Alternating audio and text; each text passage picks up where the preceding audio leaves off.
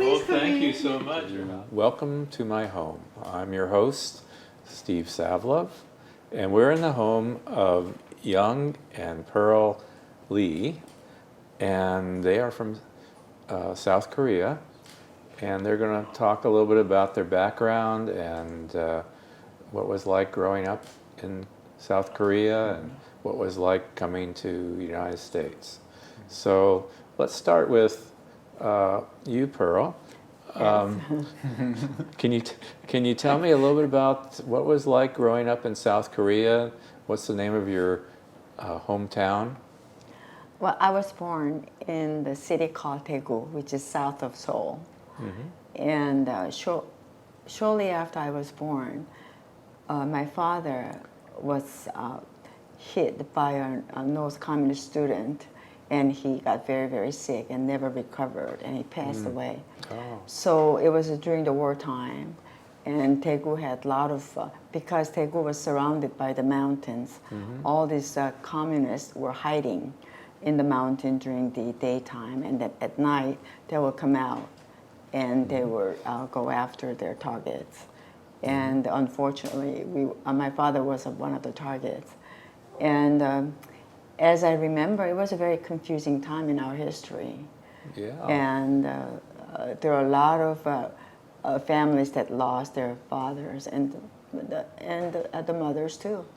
So, but I remember I didn't have a really vivid memory because I was very, very little. And then later on we came to Seoul, which is the capital city.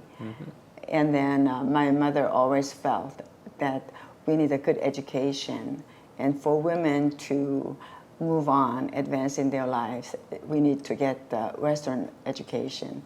So she encouraged my sister and I both go to U.S. and to study. So I came to U.S. right after high school. Oh, okay. Yes. Well, do you have any memories of what it was like? You said wartime, and the communists were up in the mountains. Do you have any memories of what it was like for you? Well, my childhood memories are very vague, and I know that my mother had to really work hard to struggle to support the family since we didn't have the father. But my favorite memories when I came to Seoul, it was a lot bigger city, and the schools that I was sent was run by foreign nuns. So I lived in a dormitory, and it was just like a foreign country. Oh, okay. Yes, and I was there for 6 years before I came to U.S. And that's where I learned English by British nuns. And those were my very pleasant childhood memories. Good. Yes. And you said your mom had to work very hard. What did she do? Well, she became a nurse because at that time, women had a hard time getting a job, although she was studying piano, but she could not continue her education. So then at the time, she decided to come to U.S. There were a lot of opportunities for scholarships because Korea was a developing country. And the WHO was very deeply involved with Korean public health. So she was able to get a scholarship and came to University of Hawaii. Oh. And was able to get a master's degree in public health nursing. Wow. And so when she returned back to Korea, she was like a liaison person for WHO and Korean government. Okay. And they set up a lot of pilot programs for the public health. Yes. And Young, what was it like for you growing up in South Korea? Growing up was a long time ago. Do you have any memories? I remember I have a older brother, older sisters, but also we have 4 boys and 1 year apart each. So I don't have much memory, but the housekeeper who stayed with us about 30, 40 years, she told me we were like a little puppies because they were all, All young? young. Uh-huh. And she said it's a hard time to feed all 4 kids. So he had the milk in the big pan and give us a little cup and we pick it up. Oh, So that's how I remember. yeah. Do you remember did you feel secure or insecure during those times? When we were little, kids just playing. I remember we always, they don't have a big house like in America. Our houses, we play in the kids are playing in the street and outside, and then they're rough.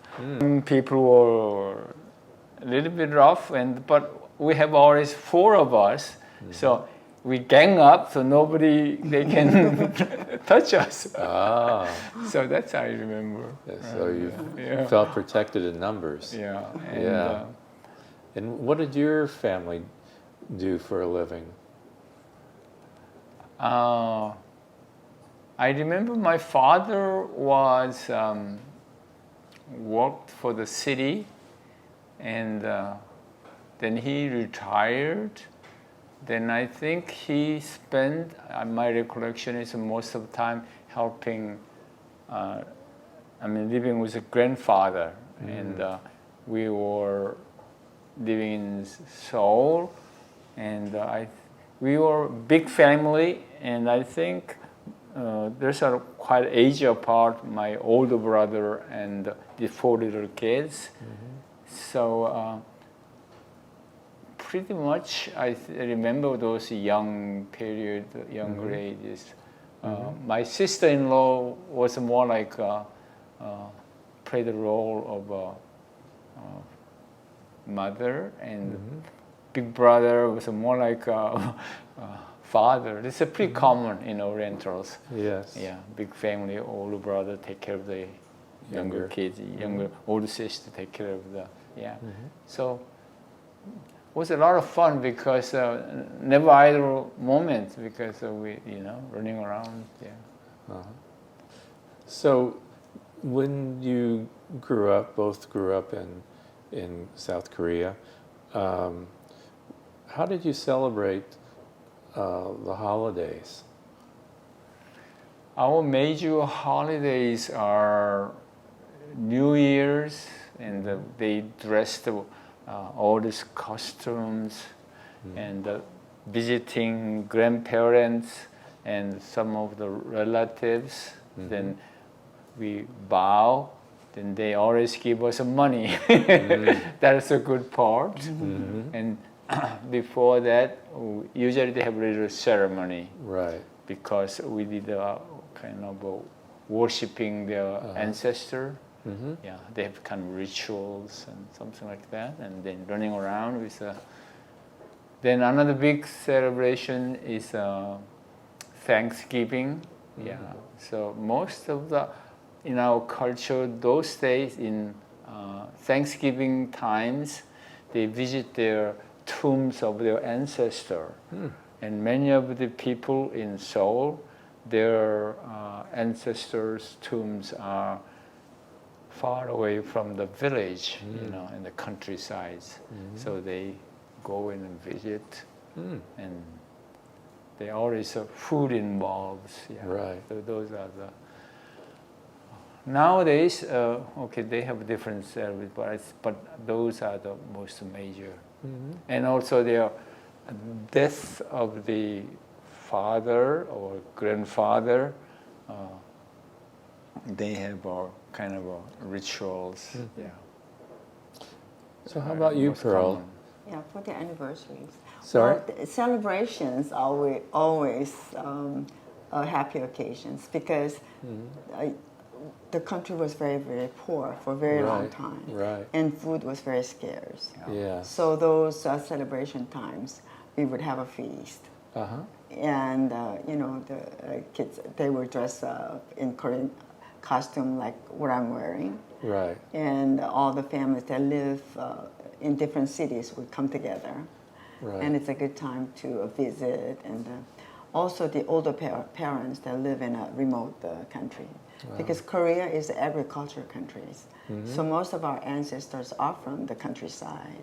And they are involved in agricultural activities. So it's a good time to go visit them. Yes. But now things have really changed. The children are very busy. They don't have a big family. They only have like 1 or 2 kids at the most. They live in the city, in the apartment, like a condominiums, like New York. And but they still, those 2 holidays they try to observe. And Right. probably the biggest occasions for the families to get together. So how did you two survive in terms of these occupations from different countries? What was that like? You know, like the communists and let's say You the talk- Japanese. You talking the back in the growing up years? Yes. I remember of course, I was during the Japanese occupation. I was born and raised. We went to elementary school, and you have to speak Japanese from the day one when you went to the school. So you are not allowed to speak Koreans anymore. And the very strict disciplines. Yeah. Right. And I remember because it was a wartime, even though I was a 3rd grade, I have to work, fix the uniform, military uniform, put the button on it. Can you believe? Sewing it. Yeah, sewing. Yes. That was the. Then another things I remember when they. In the beginning of the Second World War, Japanese was a very, very successful. They went to Manchuria and they occupied then part of the Chinese. Then when southeast area occupied other countries, and when they occupied Singapore, they gave us a small bowl, rubber bowl, because those South Asia produced the rubber. Yeah, so they kind of were celebrating their victories. And they gave us a little bowl, everybody, and that was we were just kids, so Yes. happy with having the ball. Right. So that I remember. How about you? But yeah, Well, I think I was born much later than he did. Yeah. And I probably, by the time I was born, the Korean War was ending. Oh, okay. Yeah. So my direct experience was a lot of kids with no fathers, and a lot of families with their sons gone. Every family has a story, very sad stories. Yes. Yeah. Yes, and I also met a lot of friends that flee from the north, Oh, okay. came to the south, and had to leave everything back home. And some of them are without family. They lost a Yes. family in the process of coming to the Right. south. So I'm familiar with all those very, very terrible war stories. Right. Yes. Right. And actually, my mother life was affected hugely because she became a widow when she was 29. Yeah. So how did the two of you meet? Well, we were both in Los Angeles, Oh, okay. and my husband's high school reunion. They had a party at one of the friends' house, and at the time, my brother-in-law was visiting from Chicago. He also happened to go to the same high school, so I drove them to the reunion party, and that's where I met my husband. Ah. Then everything happened, I guess. And everything happened. And you have some children. Yes. How many? Yes, we have a daughter that lives in Costa Mesa. Uh-huh. One lives in D.C. One lives in Temecula. Temecula. Yeah, and one of my son actually, who lived in D.C., used to live in Africa for 8 years. Wow. Yeah, so we visited 4 times. Wow. And Africa remind me of old Korea. Mm. Yeah, even when I got to Nairobi, you know, all the streets, unpaved streets, and the kids playing on the streets. That reminds me of like in Korea in 70s, 60s. Sure, Yeah, sure. 60s, yes. And you have grandchildren, right? Yes, we have 3 boys and a girl, and Wow, we're expecting twins congratulations. by the end of this year. Congratulations, yeah. Yes. How So we're very wonderful. excited about that. How wonderful. Yes. So you met in the United States. Yes. And what brought each of you to the United States? Well, I basically wanted to go to school, but I couldn't get the student status right after high school. Right. So I came to visit my sister who was living in Chicago Uh-huh. as a visitor. Right. And then I went to language school. And from there I went to University of Illinois. University of Illinois. Yes, and I Okay. studied hospital dietetics. Oh, okay. I got my degrees. Uh-huh. Worked very, very hard. Yeah. But those were good times. Uh-huh. Yes. How about you, Young? I came in 1959. There was of course, that time Korea was still poor after the war, and still Korea was trying to recover from the war-torn countries, and I was able to come to the United States, and they allowed to have $100. Yeah, so I came.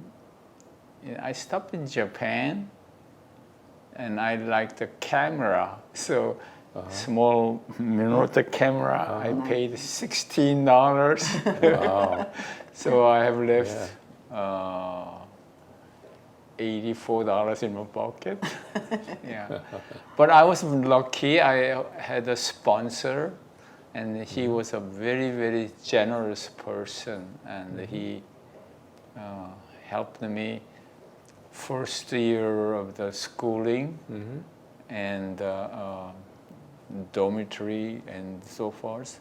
So I came as a junior standing, and for 2 years I pretty much self-supported. Yeah, those time was a very I recall country. United States was a still wonderful country, less crimes, less violation. Yeah. You know, crime like these times. So anyway, so after 2 years, kind of self-supported. Then I worked for a little bit. Then I went back to graduate school. But in graduate school, I was lucky. I had some scholarships. So just And you got your PhD, right? yeah, from University of Southern California. Wow, that's a very nice school. Yeah. So here you are in the United States, and where did you live before you came to Laguna Woods. Laguna Woods? We lived in Arizona. Oh, Yeah, I lived Tempe, Arizona, Tempe. Yeah. for 33 years. Oh, really? Yes. Before then, we lived in Orange County Orange County. for about 10 years. So what brought you to Laguna Woods? We were on the trip. Then in the trip, there's a group of people, Koreans, who living in Laguna Woods. Oh, okay. And I learned about it. Yeah. Even though my younger brother used to live in Lake Forest. Yeah, Lake Forest. Oh, okay. Yeah, but I didn't know it was there. So I came and I guess we first ate the lunch or something. At the golf course. At golf course, they said, "Whoa!" Oh, yeah. That did it, I think. Yeah. So since you've been here how many years? We just finished our first year. Your first year, okay. Yes. And are you involved in any activities? Yes, we have, and I was so shocked to find out there's so many Koreans living here, and they have a lot of activities themselves. So I joined their singing group. I joined their the Spanish group, and I take some classes from Saddleback as well. Oh, wonderful. Yeah, and also the church that's close by on Milton. There is a Korean Methodist church. Oh, It's the size of about 150. how Yeah, interesting. so everything's so close. Yeah, you know, that's very nice. convenient. That's nice Yeah. about living here. Yes. How about you, Young? Well, when I first moved in, I really marveled. There are so many activities and kind of clubs, and then I don't know what to do. So first thing I did a little bit of volunteer work. Good. At the Saddleback Hospital, and I pushed the wheelchairs. Yeah. How generous of you. and she did delivering. I also did volunteer work at the senior center, delivering the Meals on Wheels. Yeah. Wonderful. Yeah, that way I Yeah. got to learn all the different gates and the people, because we go visit them door to door, and it was a good experience, and I still do that. Good. It was a- Good. Yeah. And it's so wonderful in Laguna Woods is such a pleasant environment, and only that, so many things so easily accessible. You know, we just 1 minute to the clubhouse, you can swim, you can exercise. Right. Many lectures are available, and I love to hike, so I joined the hiking clubs. Wonderful. Yeah.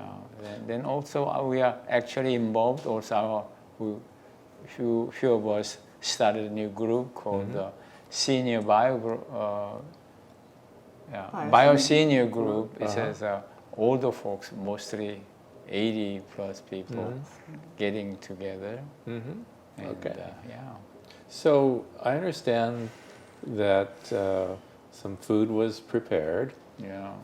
from your country, Yes. and Very important. Food is very yeah, important. that's right. Yes. That's right. So can we adjourn from this part of the interview and go over to where the food is? Sure. And so here we are, at a dining table of Young and Pearl's home, and we have these foods that are, first of all, look quite delicious and nutritious. And so, Pearl, can you tell me a little bit about, let's say, this dish? Yes. Well, I have prepared two of the very popular Korean dishes. One is called bibimbap. Bap means rice. Bibim means mixed. So it's a rice mixed with different vegetables. So this is called japchae. These are the two very popular dishes among Americans too. And I know that in the restaurants, I've run into many foreigners. They always either order bibimbap or japchae. We add the sauce before we eat and mix it together. And the reason I made it in a big bowl is because I was going to feed about 6 or 7 of us. But usually when you go in the restaurant, you will get a dish like this. And this is for individual servings. And there's a rice underneath, and there are different kind of vegetables. Right. And beef. And for some reason, we always add the eggs. And what you see here, probably many of you heard about Korean kimchi. Kimchi is very famous food in Korean cuisine. there are over 100 different kind of kimchi. Ah, And what it is a fermented cabbage. Sometimes they make it with a radish. Sometimes they make it with cucumbers and different kinds. But this one, I just made it about 2 days ago. Sometimes they keep it in the refrigerator for over months. And they like it more fermented. Ah, okay. But my husband, this is more American style. My husband likes it fresh, just like salad. Although it looks hot, we try to keep it mild. Some of these Really? Korean foods. Really? Yes, yes. So let me ask Young about his. Do you have this every day? Not really. Not really. Yeah. But there is other popular one. One is a bulgogi. Beef. Means a pul means a fire and gogi means a meat. Uh-huh. Yeah, marinated beef. Yeah. So that's like a steak, but Very thin, very yeah, thin steak. But this is another one is a kalbi. That means Rib. Thank you for sharing, and first of all for being so generous and opening your house to our crew and to the people on Channel 6. And till next time, we'll say adieu and let's eat. Yes. And we call 감사합니다.